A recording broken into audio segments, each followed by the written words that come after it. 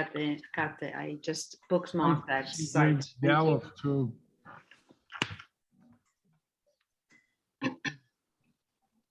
Hey, let's get started. It's 13 after. Our first reader is, welcome everyone. Our first reader is Amy Gresh. She sold over 100 stories to various anthologies and magazines, including a New York State of Fright, Apex Magazine, Flashes of Hope, Gorefest, Hell's Heart, Hell's Highway, Hell's Mall. See a theme there.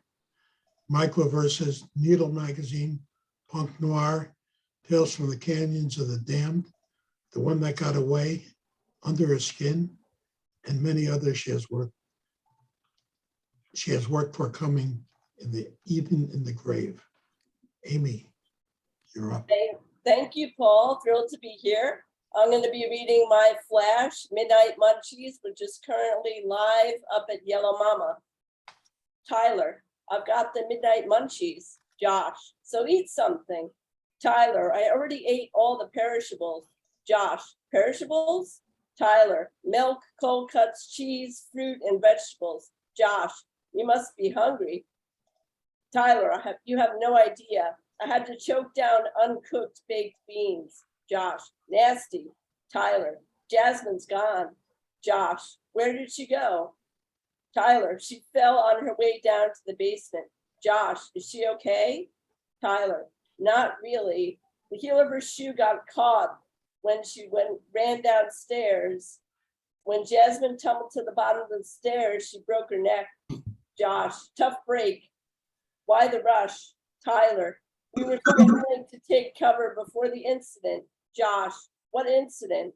Tyler, you know, the Cubans dropped an atomic bomb 72 hours ago. Josh, right. 3 minutes later. Josh, is there anything you can do for her? Tyler, Jasmine's dead. Josh, yikes. Tyler, she's been laid to rest. Josh, may she rest in peace. Tyler, not cool, bro. Josh, my bad. Tyler, we were together for 2 years, almost an eternity. Josh, no doubt. Where? Tyler, the walk-in freezer is her final resting place. She'll keep nicely. Josh, why is the walk-in freezer in the basement? Tyler, my dad is the chef. Josh, that makes sense. The power is out. Tyler, there's a propane-powered backup generator. Josh, yeah, I could use one of those right about now. I'm in the basement. Tyler, good. Where are your parents? Josh, they're out of town for the weekend. Tyler, where did they go? Josh, California. Tyler, sorry, bro. They probably got incinerated in the blast. Josh, I know. Where are your parents? Tyler, they didn't make it to the basement in time. They got caught in the moment. Josh, that's rough. Tyler, ironic, my dad, the chef, burned to a crisp. My mom too. Momentary silence. Josh, do you have everything you need? Tyler, I think so. Several gallons, jugs of water. Josh, check. Tyler, a kerosene lantern from the mall. What have you got to eat? Josh, turkey jerky, some Kind bars. Tyler, what kind are they? Josh, the Kind bars. Oh, Tyler, oh, right. Josh, does it matter? Tyler, I guess not. Do you have light? Josh, I've got a bunch of flashlights. Tyler, I have a set of my dad's knives. Josh, what for? Tyler, there's no telling what survived. Do you know what radiation may have done to the neighborhood dogs and cats? Josh, I have no idea. Tyler, the ones that survived are probably rabid and famished. I'll use the knives to defend myself if I have to. Josh, did you block the windows? Tyler, I covered them with plywood. Josh, smart. Tyler, I'm resourceful. My dad was a survivalist. Josh, respect. 5 minutes later. Tyler, I've been consumed by Jasmine's passion. Josh, all the feels. Tyler, Jasmine has been consumed by my hunger. Josh, OMG. Tyler, she wanted it that way. Trust me. Josh, classy. Tyler licks his lips. Tyler, it brings us together, body and soul. Josh, what? Tyler, with a heavy heart, I slice pale pink meat into translucent strips with a chef's knife. Josh, seriously? Tyler, my tears run down Jasmine's cheeks as I gently place them down on a dish of delicate fine bone china with pale pink roses. Josh, bro, no words. Tyler, I chew every morsel slowly, relishing the poignant flavor of my last meal fresh off the bone.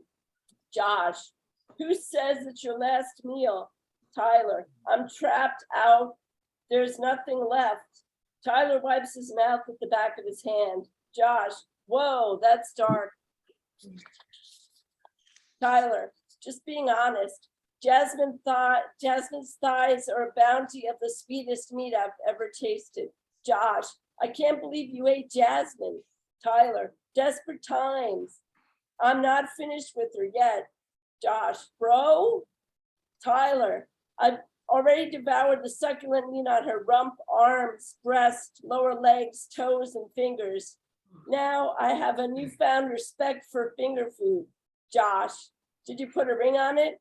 Tyler, I did. Wanted to tell you before all this happened. I kept the diamond engagement ring as memento. Josh, word. Tyler, a girlfriend is a terrible thing to waste. Josh, just desserts. 10 minutes later. Josh, I miss the comforts of home. Tyler, you're such a mama's boy. Josh, bro, that's cold. Tyler, just joshing. Tyler, smile emoji. Josh, eye roll emoji. Tyler, I miss the sun. Josh, sunglasses emoji. Tyler, I miss Netflix. Josh, popcorn emoji. Josh, I miss my parents. Tyler, ditto. Josh, I can hear some critters outside near the basement. Tyler, uh-oh. Josh, they're yowling and growling. It sounds really bad. Tyler, did you cover the windows? Josh, just with duct tape. I hope it keeps them outside. Gosh, Tyler, gosh. fingers crossed emoji. 5 minutes later. Tyler, something just chewed through the plywood. It's in the basement. Josh, that's not good, bro. Is it a cat or a dog? Tyler, hard to tell. It's yowling and it's headed straight for me. Tyler snaps the picture with his smartphone. He takes a quick look. Tyler, no, that's my cat, Smokey. Josh, how can you be sure? He sends Josh a picture of his cat. Tyler, you can see the name tag on his red collar. Josh, yeah, I can barely make it out. Tyler, Smokey doesn't look right. Josh, poor little guy. His fur is caked with blood. Tyler, and he's drooling. Josh, he looks very hungry. Smokey hisses loudly. Tyler is trembling. Josh, grab a knife. Tyler, already on it. Tyler lunges for a chef's knife on the butcher block. It slips from his fingers before he can get a handle on it and clatters to the cold concrete.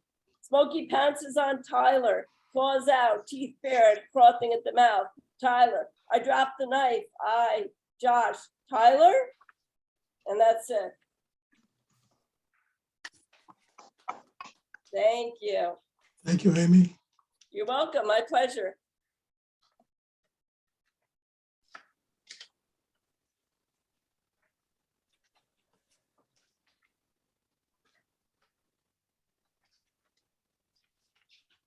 Our next reader is April Bradley. She's from Durham, North Carolina. Who's plotting with her husband how to live on their sailboat full-time and sail around the world. Her work has been nominated for the Pushcart Prize, as well as the Best American Essay, Best Microfiction, Best of Small Fictions, and the Best of the Net Anthologies. Her writing appears in Blink Ink, Cheap Pop, Gone Lawn, Heavy Feather Review, JMWW, Narratively New Flash Fiction Review, and Smoke Lung Quarterly, among others.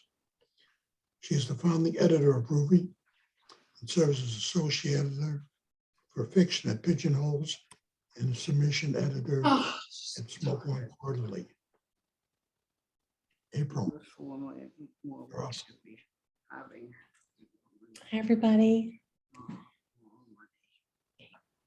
I'm going to read directly from the craft website because I'm not quite sure the version that I have in a folder somewhere is what was actually published. I don't know if that ever happens to you all or not. I'm guessing it does. You came and I was longing for you. You cooled my heart burning with desire. Sappho. The days run together. Now Monday is a Wednesday, is a Saturday, is a Thursday. And most days I have no idea when it is. I have to stop and think about it. And people ask through their mask, how long have you been married? Because we still hold hands in public, but the world falls away and we're at the market and he's asking me if I want avocados or wasabi almonds or popsicles or chocolate infused with chilies because he's thoughtful and gentle, although not too gentle.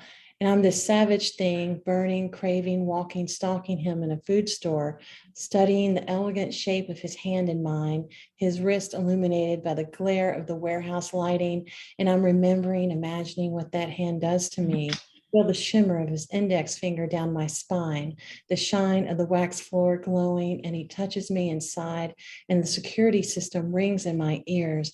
Cash registers beep, and his eyelids flutter. His skin tastes salty here, and smells like sandalwood and jasmine. And I want to devour him like a peach, like a woman. And he looks at me and he says, and I say, yeah, sure, almonds. When I look at you, even for a moment, I can no longer speak. My tongue fails and a subtle fire races beneath my skin. Sappho. Some days it feels like decades, as if we never stepped away from bathing in the sunshine on Sunday mornings in summer when we spread the book review all over the bed, pages drifting onto the floor as we finished reading and started with one another, spilling coffee, spilling ink, gasping, laughing into our newly tattooed skin, all this radiance. And then we meet up again 22 years later by Long Island Sound. The sea flowing, words burning. I didn't know what it was like to walk around in a haze of desire, forgetting where I was, to stop still in a room, in the pharmacy, in the street, on stairways, in the kitchen, while cooking dinner, and wonder, why am I here? What am I doing? I can't think, I can't breathe. But for him, this mouth tastes like apples. His body fits so well with mine. The surging of relief, the heat, his sweat like tears. It is not right in this house, though serving the muses, for there to be lamenting. That would not be fitting for us. Sappho. Now it's his kids here, mine far away at school, his ex-wife, my ex-husband, our sister, his parents, our ex-in-laws, holidays without family, 2 home offices, homeschooling 2 kids, as we try to plan a dozen years ahead with this pandemic and global warming in mind. Wake the kids, feed the kids, teach the kids, entertain the kids, charm the kids, delight the kids, validate the kids, cook for the kids, clean up after the kids, support the kids, attend doctor appointments, school meetings, family group therapy, and everyone has an opinion. Don't alienate the kids. You need a sense of humor. You are too strict. You are too critical. You are too judgmental. You're too permissive. You're too forgiving. You're irrational. You're too religious. You're not religious enough. You talk the wrong way. It sounds like this, no, like this. You are not their mother. This is not what I signed up for. So I try to remember the water always flowing around us like the periwinkle blue tile of the bathroom we steal away to in the middle of the day, and I watch him climax and I think, please don't fuck me so hard I smash my head into the mirror, and how he reaches for me at night and how we hold hands in our sleep and he says, I love you. I love you, I love you, says my name like a blessing, like a star, like a wish. And I wonder if he understands how difficult it is. Once again, limb loosening love makes me tremble, that bittersweet, irresistible creature, Sappho.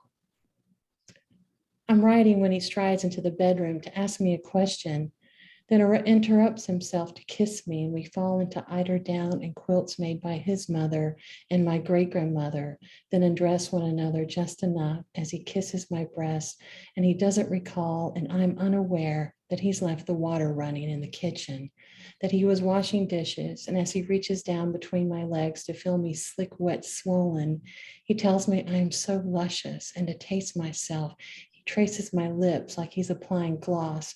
The sink fills with water and lavender soap. When he turns me over onto my belly and we slide into one another, the water flows over the sink and he flows and flows into me, our hands entwined. My engraved ring rings against his grasping, the maple headboard, the water flows onto the oak flooring, floods the kitchen. All I hear is the roar of water. Our pleasure, the water flows toward the stairs, and later, when the floor is dry, he says it's ruined, but the wood cuts my feet, and when I walk barefooted, I trace the ronde de jambe along the raised edges that remind me of his pelvic bone and his clavicle, and I smile at that floor where I have bruised my knees gladly.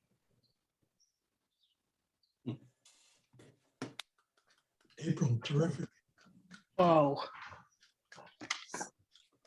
Whoa.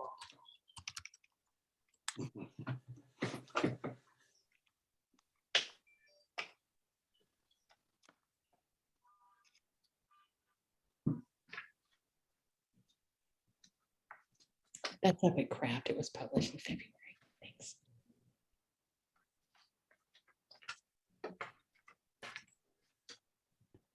Our next reader is Francine Witt. Her poetry and flash fiction have appeared in numerous journals, such as Smoke Long Quarterly, Woodleaf, and elsewhere. Her flash fiction chapbook, The Cake, the Smoke, the Moon, was published this past fall by ELJ Editions. She is flash fiction editor of the South Florida Poetry Journal and Flash Boulevard, and associate poetry editor for Pigeonholes. She lives in New York City. Franny.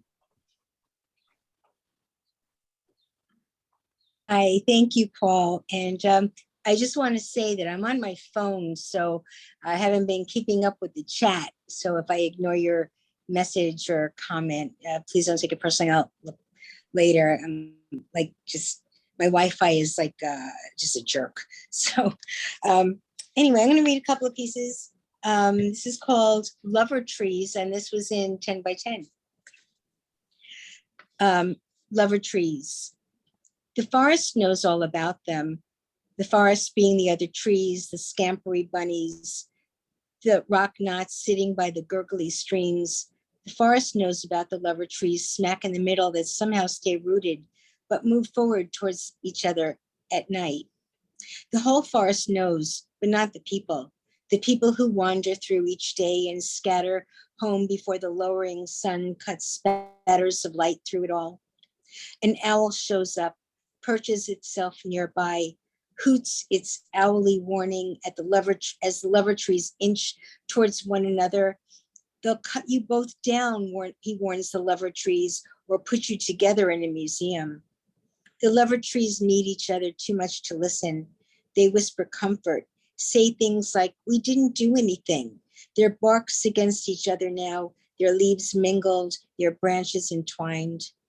But then one day, a hiker, tired and wanting to feel the night gauze of the forest, he uncurls his bedroll right up between the lover trees before they've had a chance to move.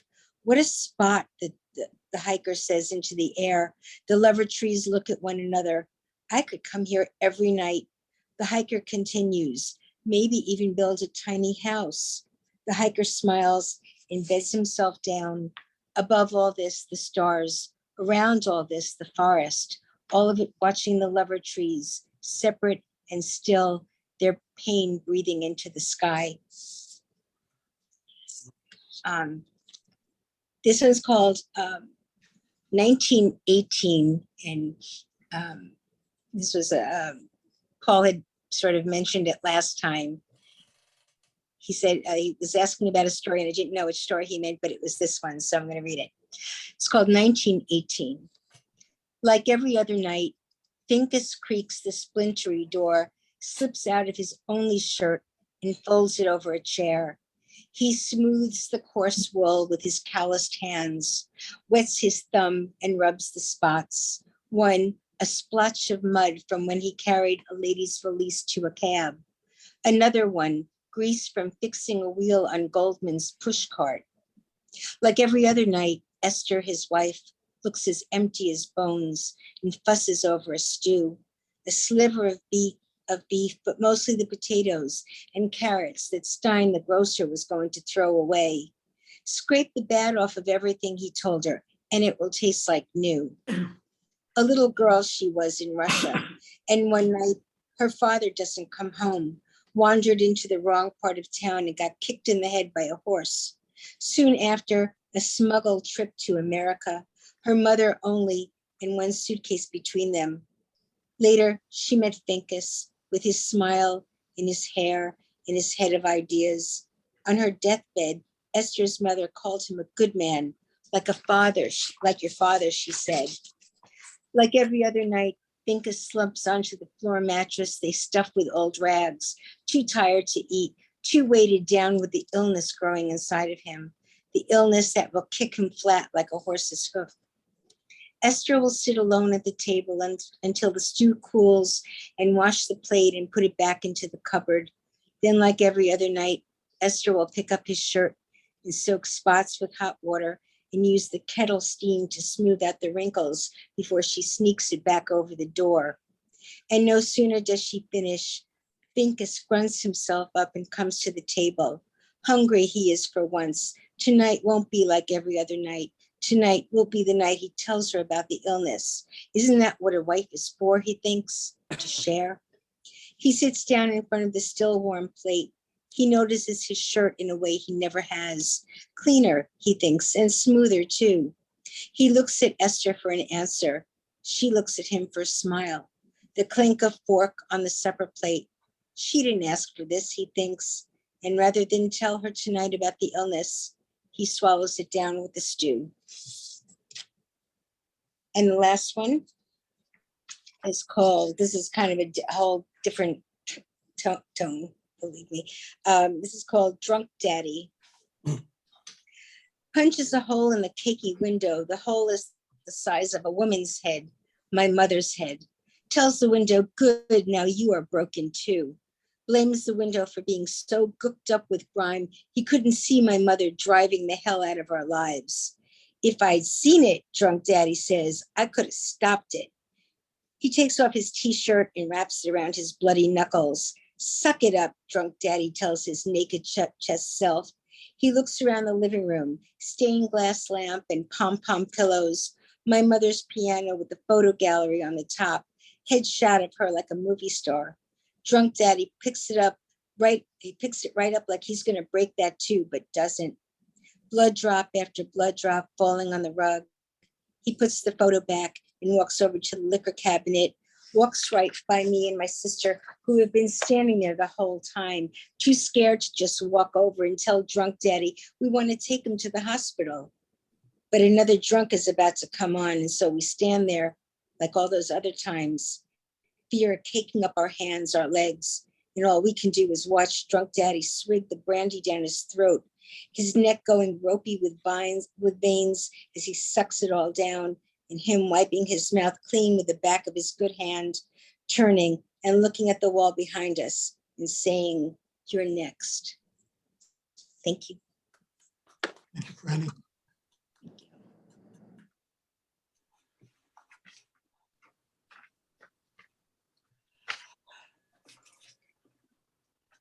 Our next reader is Claudia Serra. Her poems and translations have been published in Field, New Letters, Prairie Schooner, The Puritan, Oxford Poetry, and elsewhere. She's the author of 6 poetry collections, most recently, Writing on the Walls at Night, Unsolicited Press 2022. Serra's poems have been translated in French, Italian, Russian, Arabic, and Farsi, and featured on the Writer's Almanac. Her collection of selected poems translated into Arabic, Tonight I'll Become a Lake into which you'll sink, was published in 2021. She is a founding editor of National Translation Month. She is on the board of the Red Wheelbarrow Wheel Poets and co-hosts their monthly readings. Claudia. Thank you, Paul. Hi, everyone. Thanks for being here. I'm going to read a few poems from my recently published book, Writing on the Walls at Night. Those are prose poems, and I'll start with kind of a dedication. Dear reader, I'm one of them. I was born at 8 p.m., a night creature.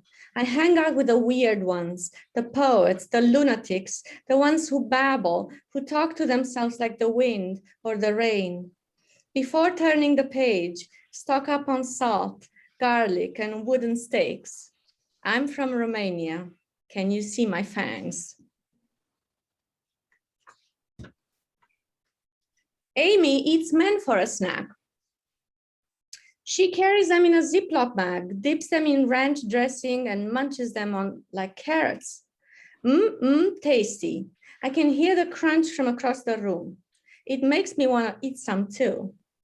On Pont des Arts, they look for the luck they love forever and threw the key in the river. We'll never part, they swore. Eternity will find us embraced like the padlock that hugs the bridge railing with metal strength.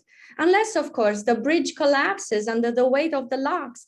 The maintenance crew rushes to clean up the mess. Vite, someone named Jean-Paul carries their love away in a wheelbarrow full of rusty padlocks and throws it in the city's metal recycle bin. Amy paints her lips a glistening red. She smiles all the time. By smiling, she disguises her feelings. She could work in customer service. She could answer the phone in a smiling voice or greet the guests at the door. Hi, my name is, how may I help you today? Even at night, Amy smiles, a disguise for her dreams. She doesn't give anything away. Her lips keep mum. She smiles at the world and no one knows what she hides.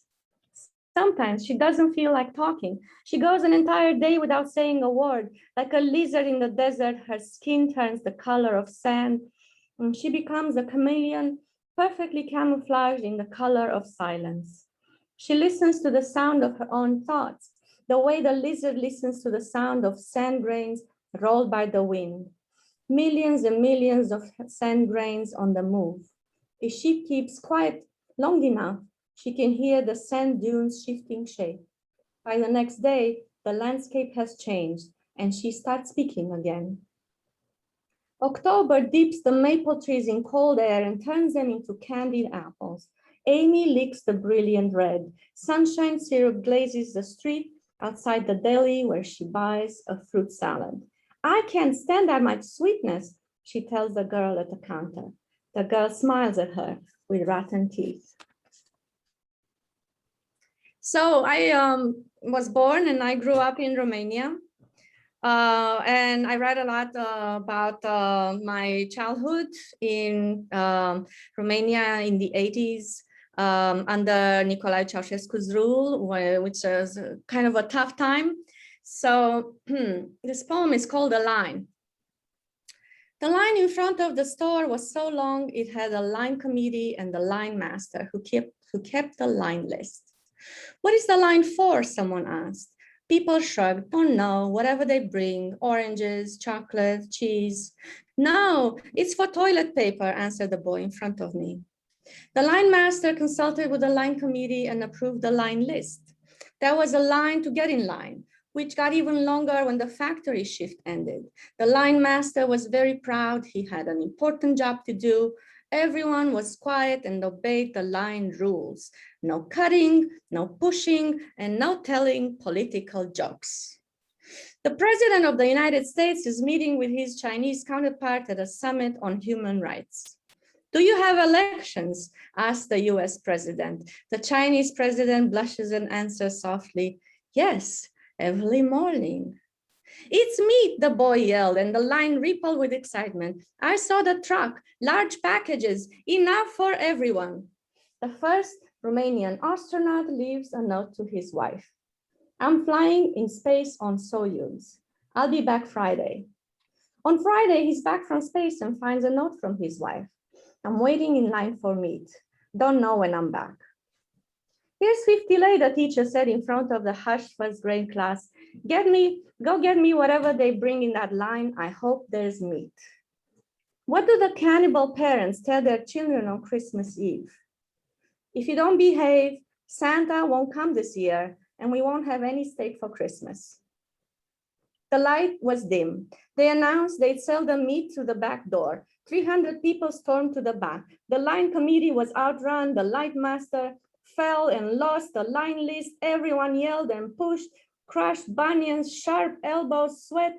Don't get in front of me, motherfucker. I waited in line 4 hours. The little girls cried. There was no meat. I walked back home with a necklace of toilet paper rolls.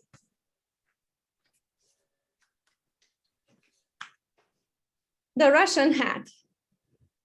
Everyone had a Russian hat in Romania. I got mine at the flea market. It was expensive, oversized and soft with a silver sheen. There were people who said my hat was made of cat fur, that all Russian hats were, but I knew different. It was a skinned Russian bunny. I walked through cold Romanian winters with a silver bunny curled on my head. From under it, you could only see my eyes. My headaches grew worse with each winter. It was the hat wrapped tightly around my head. It kept it warm, but it was heavy and squeezed my skull. I suspected it wanted to smother my thoughts in fur.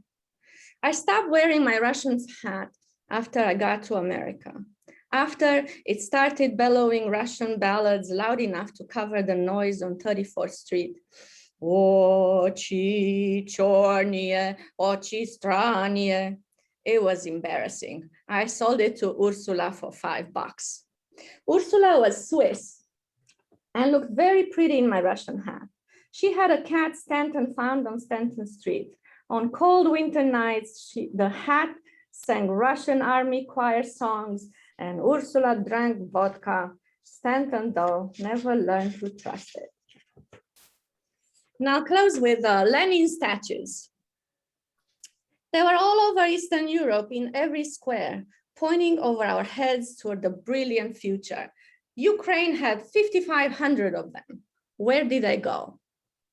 Thousands tied the gigantic statues with ropes or steel cables, pulled them down and dragged them through the streets, chanting. Young men climbed on top and made pornographic gestures, dancing. Then they sawed off the arms and hands and sold them for souvenirs. They broke Lenin's goatee with hammer and struck his eyeballs with their fists. They sold the metal statues for scrap.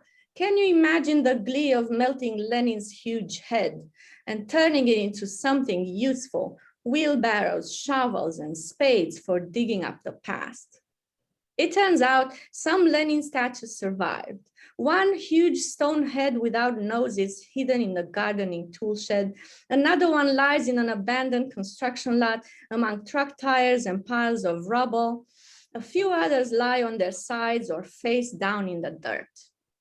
There's one in Bucharest, reclining in a cow pasture at Mogoshoaya in the grass. It's the one that used to be in front of the Free Press House. I went out there once with a friend. All of a sudden, we heard Lenin snoring. There was a drunk on the other side, passed out in the shade of Lenin's enormous head. The whole century was drunk, my friend said. Thank you so much. Thank you, Claudia.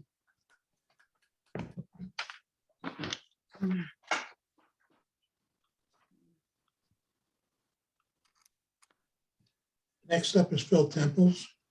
He resides in Watertown, Massachusetts. He's had 5 mystery thriller novels, a novella, and 2 short story anthologies published, in addition to over 180 short stories. Phil is a member of the New England Science Fiction Association, the Mystery Writers of America, and the Bagel Bards. You can learn more about him at https://temples.com. Phil. Thank you very much, Paul. Good evening, everyone. I have 3 or 4 short micro stories that I'd like to share with you. The first one is entitled America runs on Duncan. Every morning they come, without fail. Some mill outside the front door, others smudge the front window with drool and greasy fingerprints. They aren't looking to buy. They simply bump and bustle each other on the sidewalk. Some stare at the rusting coffee pots. Others at the moldy abandoned cinnamon rolls, jelly and chocolate sprinkled donuts, stacked on the racks behind the registers. Many form queues as though they're waiting to be rung up. Why do they come?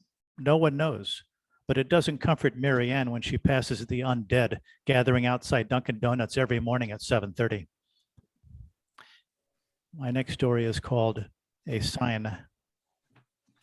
John shaves using his grandfather's antique straight razor. He struggles to see his drawn face clearly in the steam-covered mirror. Another wipe with the towel, followed by another stroke of the blade. He's almost finished. He wonders why he even bothers. On his last stroke, John feels a sting. A small trickle of blood runs down his neck. He's nicked himself near his carotid artery. John wonders if this is a sign that it's time. My next story is called Gravity. I watch the water droplets slowly inching their way down the window, moving in jagged patterns. Sometimes they face resistance and come to a halt. Other times they collide with their peers and combine, racing to the bottom. Gravity ultimately assures their collective fates, like death and taxes. My next story is called Raggedy Ann. The woman bent over and picked up the small doll off the ground. It was a Raggedy Ann variety made of cloth. The simple plaything was, excuse me, the simple plaything was nothing like the Barbie fashion dolls put out by Mattel. Raggedy Ann's hair was matted with dried mud. Her dress was torn near one sleeve. She was one tough little doll. Unlike Barbie, Raggedy Ann was not constructed using plastic parts. She did not feature 22 flexible joints, joints that a little girl might take advantage of to contort into impossible poses. Ann was just a simple stuffed doll dressed in an old-fashioned turn of the 20th century costume and adorned with bright red yarn for hair. The woman figured that's why Ann survived the tornado's 315-mile-per-hour winds. Barbie would have undoubtedly been smashed to pieces. My next story is called A Good Boy.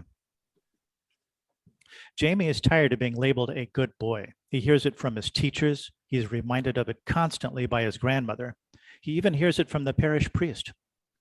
During morning service, Jamie, the altar boy, decides he no longer wishes to be the good boy. Bad boy Jamie walks over to the altar, picks up a handful of communion wafers, and flings them at the congregation in the sparsely populated pews. What the fuck? Father Doyle curses at him under his breath. Uh-oh, I heard that, Jamie says. That's going to cost you 10 Hail Marys, Father. And my last story is called Secret Weapon. As on many late, lazy, hot summer afternoons, Jeffrey was out in his bass boat in the middle of West Virginia's Stonewall Jackson Lake. The popular angler was known for his prowess across the state. His den walls were lined with all manner of trophies from local and state fishing competitions. The largemouth bass and crappie practically attacked his crankbaits. And when those didn't work, Jeffrey had his secret weapon. Today, things were simply not going his way.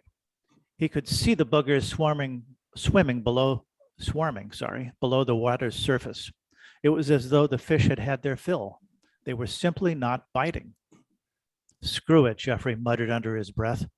Determined not to go back empty-handed, Jeffrey put down his rod, reached down and opened a waterproof compartment and pulled out a stick of dynamite. Thank you. Very enjoyable, Bill. Thank you.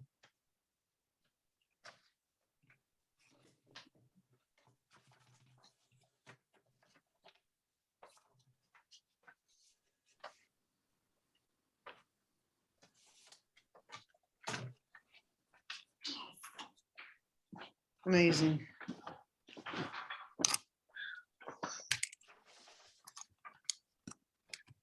Our next reader is Michael C. Keith. He's a member or co-author of more than 24 groundbreaking books on electronic media. Beyond that, he's the author of an acclaimed memoir, The Next Better Place, Algonquin Books, A Young Adult Life, Always Falling Sideways, and 20 story collections. His latest is Quiet Geography from Savannah-Barbara Press. He has 2 new collections forthcoming from Scantic Books and Pelicanesis. He's been nominated for a Pushcart Prize several times, a Penn O. Henry Award, and was finalist for the National Indie Excellence Award for Short Fiction Anthology, and a finalist for the International Book Award in the Fiction Visionary category. Michael. Thanks, Paul. Appreciate being here. I'm going to read a few micros from my newest book, Quiet Geography. The first one is called Knowing His Limit. His desire for expensive clothes, automobiles, and electronic gadgets seemed inexhaustible. He had emptied his once substantial bank account and had maxed out his credit card to buy things. Then he took to borrowing money from relatives and friends, but could not pay it back. It didn't matter that no one would associate with him any longer, because now he had everything he ever wanted. This is called a phenomenon. Aiden could hear conversation while he was urinating. Where it came from perplexed him because he was alone in his house. After he emptied his bladder, he looked out of the bathroom window and saw no one. Relieving himself a few hours later, he heard voices again. This time, when he finished, he did a thorough sweep of the house and the ground surrounding it. Again, he encountered no one. It was during his 3 a.m. toilet run he discovered the source of the voices. How peculiar, he mused, that the contact of his urine with the commode porcelain would generate human discourse. This one is called Warm Welcome. Heloise's husband brought home a friend from his long ago past. It was obvious he'd experienced hard times. Despite his shabby look, he was very gentlemanly, even courtly, and she was taken with him almost immediately. When her husband said he needed to pick up something at the store, she said he should leave his friend behind so they could get better acquainted. He thought that was a great idea. When he left on his errand, Heloise offered to give his friend a bath. This is called If Necessity Dictates. We're in our stepfather's car going to visit his parents in Bangor.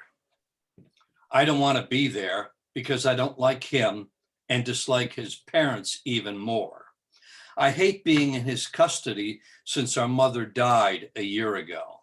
Now he has us do whatever he wants us to do. We have no say. Sometimes I'm scared because I think he wants to do something weird, something sexual. He hasn't exactly tried yet, but I think it's coming. I tell my big sister, and she thinks I'm right because he's been real flirty with her lately. We now have a plan to keep him away from us. We'll use it if we have to, maybe on the ride home. Excuse me.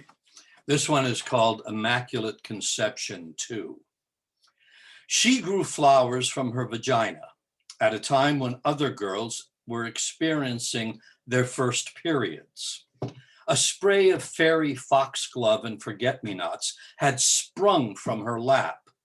She believed she was having her first menstruation, since no one had told her what to expect. The following month, to her joy and further puzzlement, a lovely baby's breath appeared. This one is called The Beneficent Natural World. A high squeal caught my attention, and I went to check it out. My wife was in the side yard watering her flower bed, and when I caught sight of her, she was being viciously attacked by a mammoth Andean condor, the apparent source of the sound. It's only nature, and you don't interfere with nature, I told myself, and went back into the house.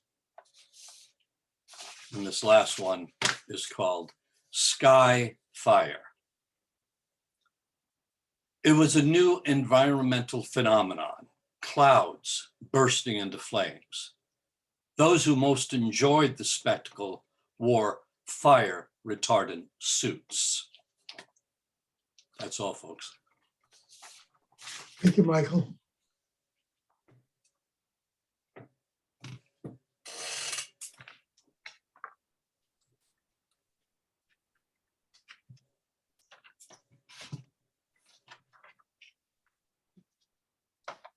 Our next reader is David Rose, is Brad Rose. And for some reason, Brad, I don't have a bio. Make one up, Paul. Make one up. That's fine. I'm I apologize. that's not a problem at all. How about this? The most brilliant writer since Shakespeare. Yeah, We got you covered. thank you. Okay, I'm gonna read 5 prose poems. These are all 1 paragraph each. And the first one is called At the Crossing, and it appeared in South Florida Poetry Journal. Many thanks to Francine for publishing this. At the Crossing. Can't tell whether those are mountains or unexploded volcanoes. Let's give them the benefit of the doubt. I'm not sure what's causing all this janky weather, but the wind's been in hiding for so long. I heard the swim team's flash mob has been rescheduled until after the flood. As soon as I can, I'm going to line up single file and cut out the middleman. It's bound to be a once-in-a-lifetime chance to inventory the known unknowns and the unknown unknowns. Of course, during daylight savings time, nothing much happens that can't be explained by dark matter. So I'm thinking about changing religions and moving next door to that drive-through tattoo parlor. You know, Squiggles, the one next to the abandoned brain bank. Besides, who can blame me for not wanting to get behind the wheel of a school bus too soon? It was so dark and stormy that night, and the kids were screaming so loudly, the train whistle barely woke me up in time. This is called Low Calorie. Out in the yard, mowing the insects, wearing my long shorts, they're the funnest. Last time, I let the sleeping plants be, so they're getting pretty tall. It's a cutthroat summer, but this is where I'm based. Better than on other planets any day. Yesterday, I saw a bunch of myself in the mirror, and wouldn't you know it, I just had to have the car painted an upbeat yellow. Mr. Nails says that's the best color if you want to blend in. Had the whole thing sprayed the color of a runny yolk. I drove home and let the paint dry in the zany breeze.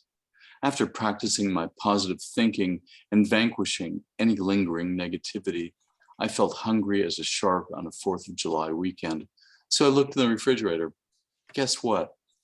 You know, those frozen shrink-wrapped skulls, they're a lot less fattening than you think. This is called More Where That Came From. Have you ever dreamed of being an archaeologist? Me either, but I love puppet theater. I filled out the application, but honestly, I don't think I'm qualified, at least not after the rigorous background checks. It makes you wonder, is life really just one big adventure? It's probably just a hobby. No thanks, I've already had breakfast.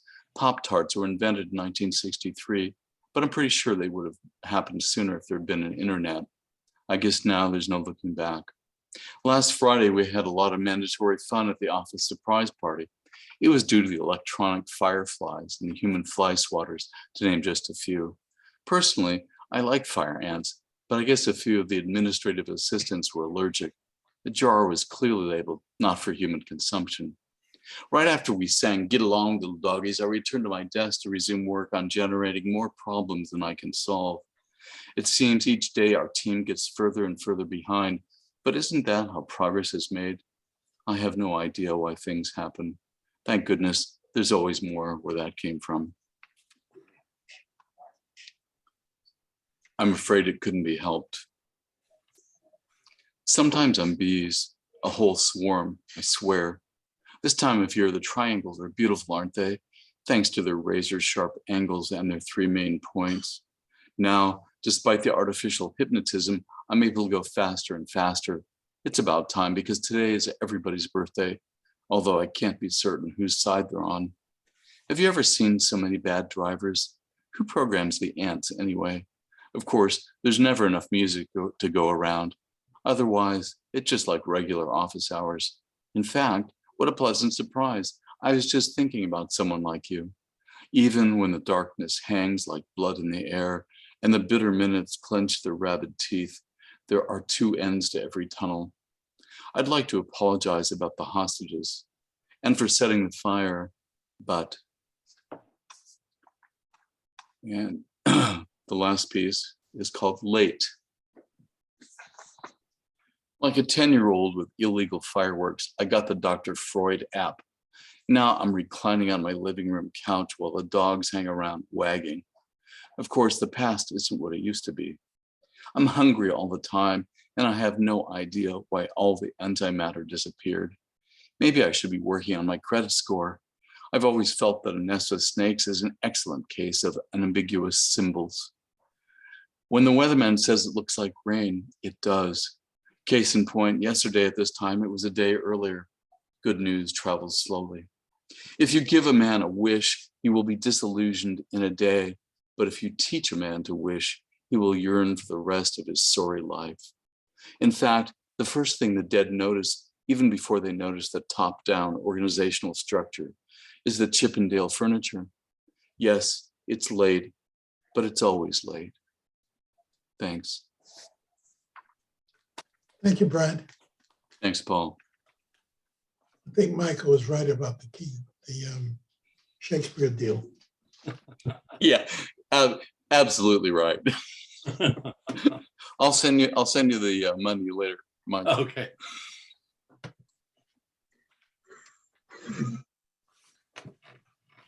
Next reader is David Gallup.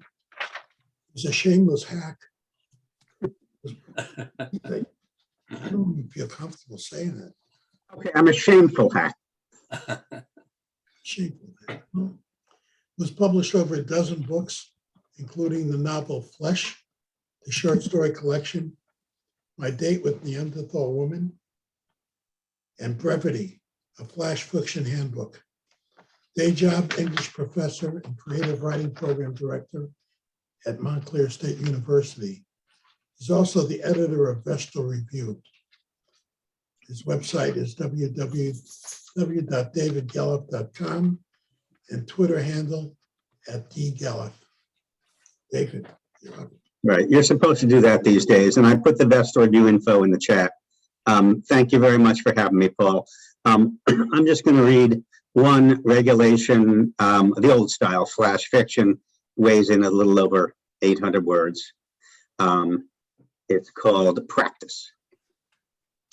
At the accountancy firm where I work, Dale is a jazz trumpeter on the side.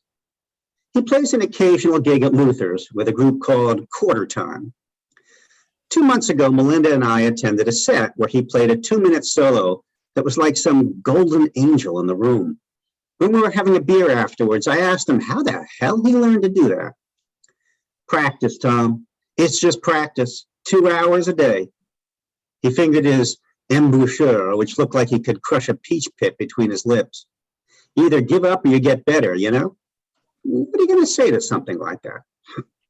Then there's my brother-in-law, Michael, a hypertension sufferer who started running to lower his blood pressure.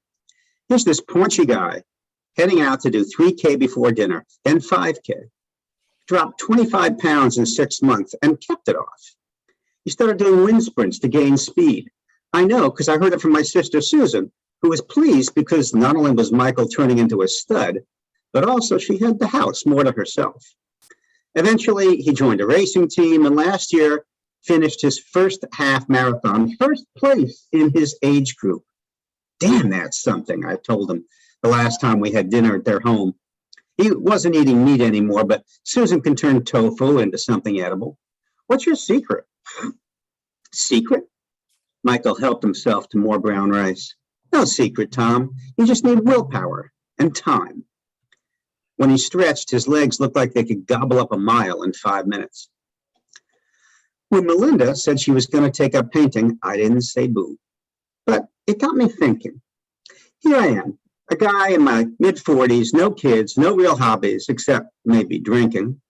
I look around me, really look, as opposed to all those years when I just commuted to work and back, and see people becoming expert gardeners or just good at pick up basketball. I see Melinda executing a pretty fair watercolor of a tree in the backyard. I go back to the house for a drink, but stop at one scotch. Do I want to go to my grave without ever getting accomplished at something? The answer is no. No, I don't. The problem is what? Some guys like to do woodworking, but not me. Stan, who's 70 years old and ready to retire from the firm, has announced his intention of sailing around the world. If I was going to devote the time and energy to developing a talent, that'd be something really special. That's where I got stuck for over a month. Then, last Sunday, I was watching TikTok and I saw this Indian in a dhoti just seated on the ground. The video didn't go anywhere for a moment, but just as I was going to click on something else, he began to rise straight up in the air. He was humming like a small engine, as if that was what did it. And when the cam focused on his eyes, they were half closed in utter concentration. Now that's something. I copied down his website and paid for an instructional video. In it, Maharishi Kapadia explains the concept behind levitation. It's all mental control. You must work for it, perhaps spend 5 years before you can ascend even an inch. But here is how you start. Adopt the lotus position and zero in on something, anything. Then keep doing it an hour every day if you can. So that's what I'm going to do. I started out on Monday, getting up at 6 and staring at the azalea bush outside the kitchen window. Sitting cross-legged made me fart, so I moved outside to let it, dissipate. Then I had to fetch a cushion because our deck is pressure-treated pine. I was just getting into it again when the garbage collectors smash bang down the block. Steady, steady, I told myself. I was so rock still that a sparrow cut loose on me. Give me credit for not rushing the hose off. By 6:30, I was getting dizzy and hungry because I hadn't had any breakfast. But I stayed with that azalea, which by then looked good enough to eat. When Melinda came out to ask what the heck I was doing, I just hummed at her like the Maharishi. Really, she said, and stomped off. I imagine all holy men have to put up with that. I actually kept at it till 7 on the dot. It made me feel focused in a way I've never felt before. Not even when I watched 7 Lakers games in a row on ESPN. Anyway, I did that every day last week, including Sunday, just sitting pretty and humming. And by then, I could feel myself gently rising. Maybe it was just flatulence or my legs uncramping. Progress? We'll see in a few years. Thank you very much. Thank you, David.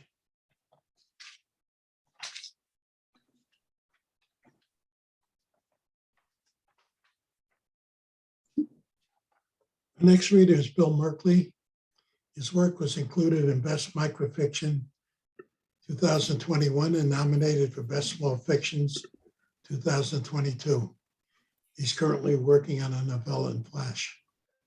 Bill. Thank you, Paul. This is a micro.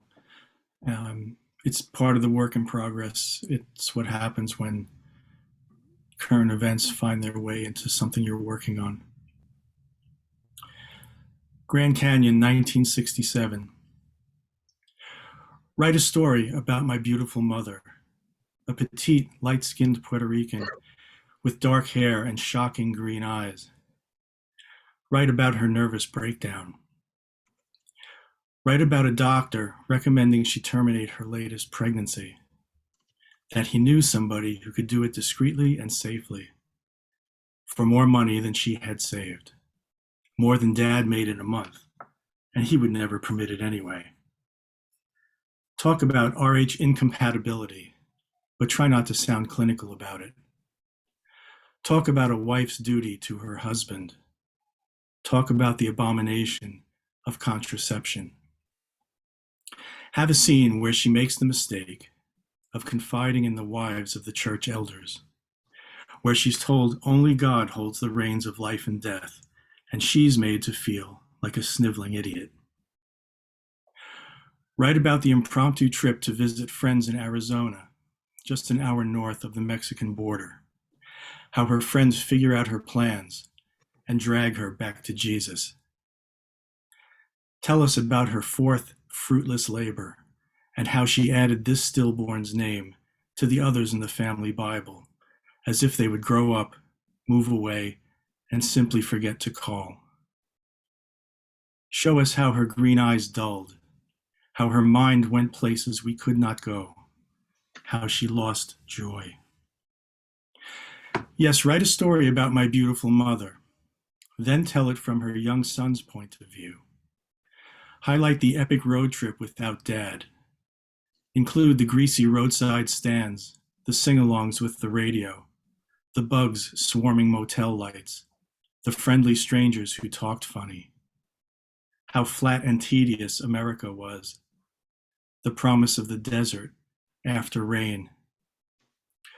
Write of the son's disappointment at cutting the trip short, about the drive north before heading home, how he stood at the south rim of the Grand Canyon and watched his beautiful mother weep at God's perfect creation. Thanks. Thank you, Bill.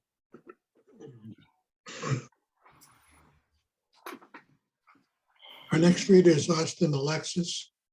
He's the author of Privacy Issues, Broadside Lotus Press in 2014, which received the 20th annual Naomi Long Madgett Poetry Award for a first full-length collection. He's also the author of two previously published chapbooks, From Poets Wear Prada. His short fiction, poetry, essays, and reviews have appeared in Barrow Street, the Pedestal Magazine, Patterson Literary Review, The Journal, Home Planet News, the anthologies Robert Ears, two poems off the cuffs, poetry by and about police, and other journals and anthologies. His one-act plays have been performed at Theater for the New City, the Samuel French Short Plays Festival, and other venues. Austin. Hi, and thank you, Paul. I'll just read this one flash fiction. It's about 994 words. And I sometimes write flash fictions that are inspired by an object, and this one is inspired by a pendant. It's called The Past. The stone is from Russia. The string hails from Morocco. The pendant swings as you dash down the stairs. You hear the train and hope not to miss it, but 2 flights of steps have to be traversed, conquered. The pendant beats against your breasts as you hurry, out of breath, yet not allowed to miss that train that will get you to the lab on time. Your chemistry experiment awaits you, a time-sensitive series of actions, all leading to a single conclusion, or so you believe, your beliefs influencing the way you will view the expected results. But you can't help that. You're only human. Through the turnstile you go. Toward the second staircase, you practically leap. The pendant your grandmother gave to you on her deathbed thumps your torso, a child, a heartbeat. The one thing you have left that your grandmother owned. Not expensive, but cherished by you.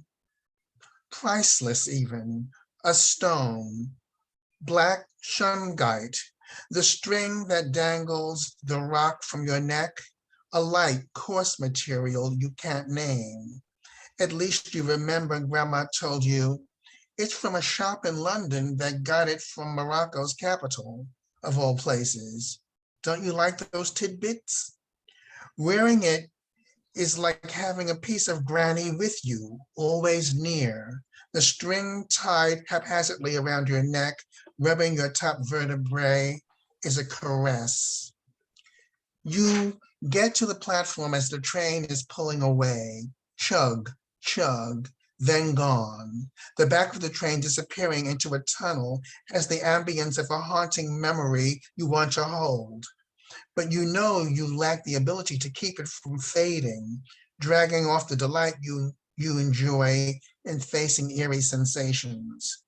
Oh, the secret way the scary things in life make you smile. You glance down the train platform. Only one other person appears to have missed the train. Two. He's way down at the other end of the station. You lean over the platform to peer into the tunnel the train just came from.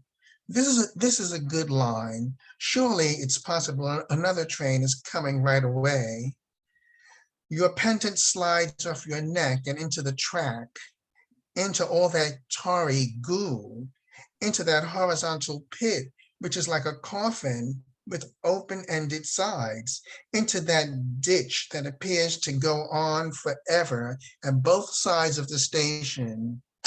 You won't let your pendant stay there to be crushed or to disappear into oblivion. You sit on the edge of the platform, then slide your body down, down, and then jump the remaining inches until you're standing on the train track. The sense of a rumble in your feet, you sense a rumble in your feet, see a flash of light, turn to face the madness of a train approaching. You scurry to pick up the pendant, drop it, retrieve it again. Your feet in your leather boots sweat as you pivot to stare at the oncoming train. You lose moments being stiff with fear, more than stiff, unmoving. Next, you try to haul yourself to the platform by springing up, up. But each time you grip the platform edge, your sweaty hands cause you to slip back down. No time to waste. You fling yourself to the ground and roll to the concave area next to the track, underneath the edge of the platform. The train charges into the station. Next to you, but sounding as if it's on top of you, the train screeches to a halt. Now it is static, but hissing. Now your hair and the side of your face are pressed into the grind. You keep immobile, but tremble inside. You try not to breathe. You cringe inside. Try not to shudder. What is that tingling on your boot? A rat, maybe? 2 rats? Now the sensation is on your pants legs, your off-white dressy pants. You are too petrified to scream. You are passing out. Your throat has lost the ability to swallow. You find the courage to move, to flatten out face down. Submission to the inevitable is what you tell yourself. The sides of your kneecaps scrape and hurt. You hope you won't dislocate them. You pray to life itself you'll survive this, or die this second of a heart attack, a stroke, or some other ailment unusual for an early middle-aged woman. The tingling sensation scurries between your legs, over your thighs, across your back, and you believe you sense it leap over your head. Courageous, though terrified, you remain stagnant, more still than a baby in a womb, so as not to touch the train's wheels, so as not to tap anything, a bar, a rail that might electrocute you. Fear is a dictator you obey. Finally, the train's engines rev up slowly, then with swift accelerating motion, it huffs forward. Eventually, it is out of the station, barreling into the ebony tunnel in front of it. You press up to your knees, then stand and shout, "Help!" The man whom you spotted earlier at the other end of the station darts over to where you are, leans over the platform edge, hauls you up. You suppress an urge to grab onto his kinky beard for extra support. A woman who was stepping down the stairs as the train pulled up, as the man pulled you up, rushes over. "Oh my God, are you all right?" she says while dialing the emergency number on her cell phone. She stands in a wide position, one foot in front of the other, as if ready to sprint to a rescue. Paramedics arrive. You are urged on a gurney, wheeled out of the station. An ambulance sirens upon the windy street corner where the subway station stairs ascend and descend. As you are being slid into the ambulance, your hands search around your waist, your hips, your stomach for the pendant. You must have lost it on the track in the dark muck of necessity. You must have left it behind. Thank you. Austin, thank you very much. Thank you. Our final reader is Daniel Gallup. He's currently a master's student at Florida State University. His writing has recently been featured in the New Yorker, in that a couple of months ago, he placed second in the cartoon caption contest. Other than that, his flash fiction has appeared or is forthcoming in the Indiana Review, the American Bystander, Juked, and the Best Small Fictions Anthology. And his first book, a collection of poems entitled Imaginary Sonnets, is scheduled to be published this winter from Word Galaxy, FBomb News Press. Daniel. Thank you very much, Paul. I'm a bit disappointed that you had my bio because I wanted someone to make something up. It's okay, I just made it up anyway. Next time.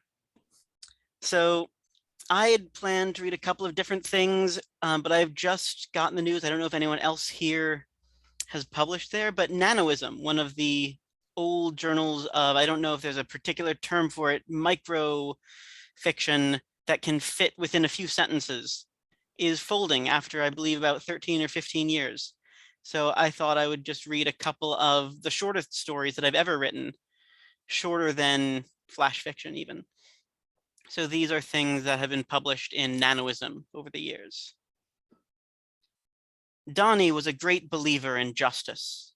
Before he died in that bar brawl, I used to find him out on the porch, night after night, snapping his jaw at the air, trying to bite the mosquitoes back. Yeah, that's the story. So I've got about 5 of these. I'll just go through those and then I'll read something a bit longer, a bit more substance.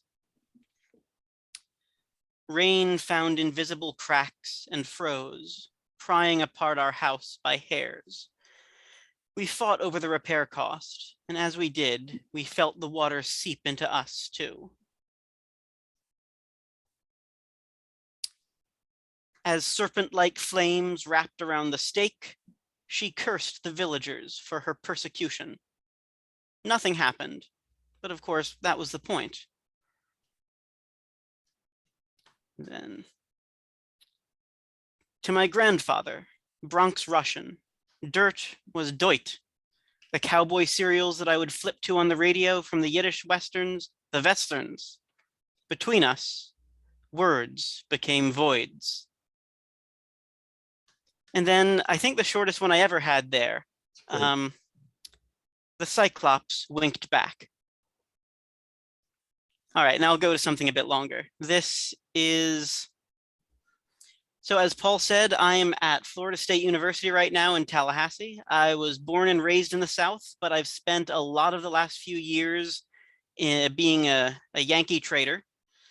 So as soon as I got there, what is all the Southern writers are talking about is how misunderstood Southern literature and Southern artistic tradition is, how clueless the Yankee editors and the big journals are. And one of the first things I heard from my now thesis advisor at the open house was an anecdote about the novelist Lee Smith, who wrote a song lyric in her novel Devil's Dust called A Double Bed and a Double Wide and a Double Shot of Gin, in which her New York editor appended the little marginal comment, lovely, but a double wide what?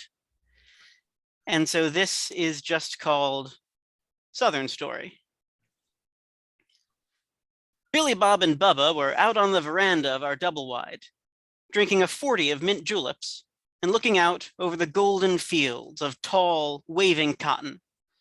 As I walked up the dirt track from the streetcar stop, I could see Ma through the French windows of the double wide, boiling up barbecue for supper. Pa was hard at work at his moonshine still, turning the cotton into cotton gin. Grandpa was reading the paper, which was also somehow Southern. You all, Emma Sue is back from the bank. Everyone gathered around the bottle tree, which was in full bloom.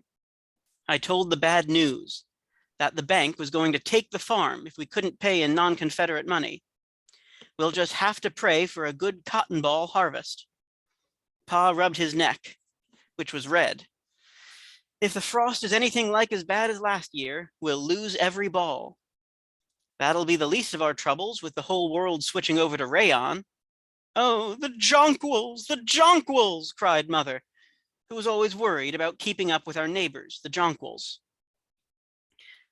Grandpa pulled at his beard.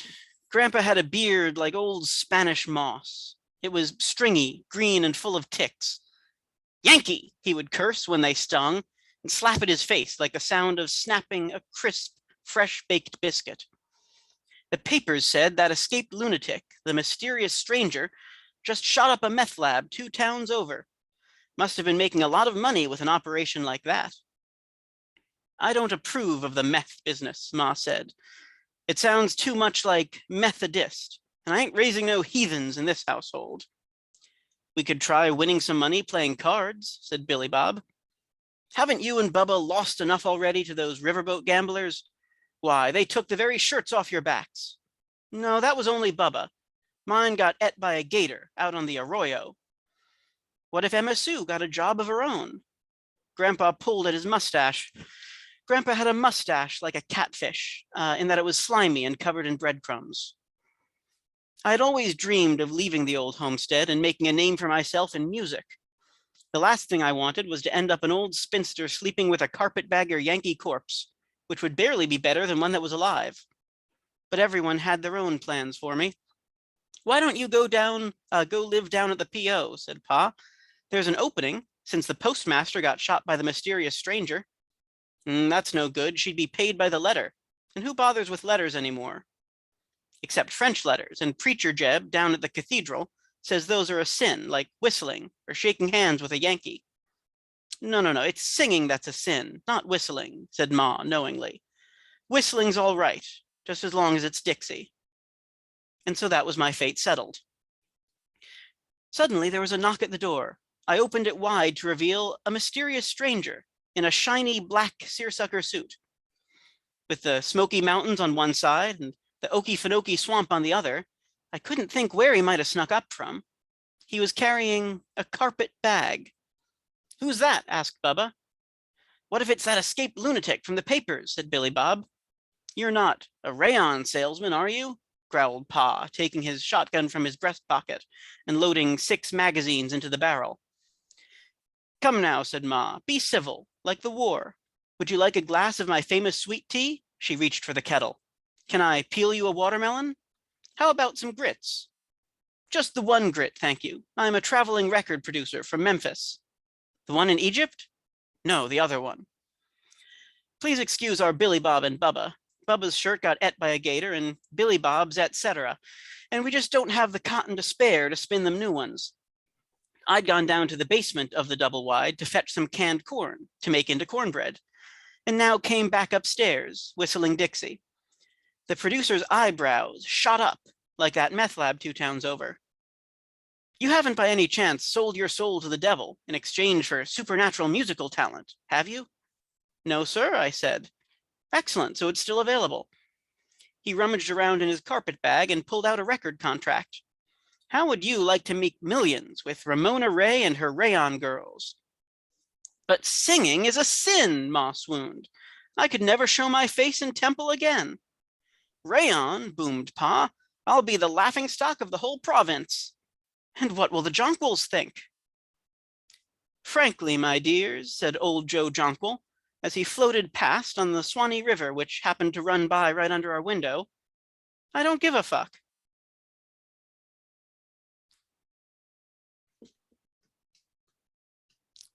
Daniel, terrific. Thank you.